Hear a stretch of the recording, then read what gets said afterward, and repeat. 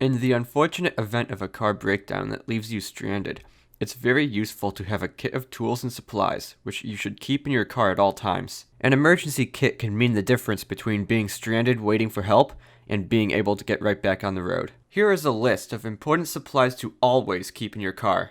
Jumper cables, roadside flares, spare tire and jack, first aid supplies, bottled water, granola or energy bars, small tool kit, a flashlight, car escape tools such as a seatbelt cutter and a window breaker, road maps, blankets and extra clothing, especially for colder climates, a car fire extinguisher, antifreeze, a roll of duct tape, washer fluid, paper towels or rags, 2 quarts of oil, and a no-spill gas can.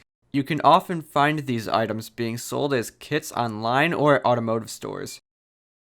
If you find yourself stuck on the side of the road and can't receive immediate help, a kit containing these items will prove very useful.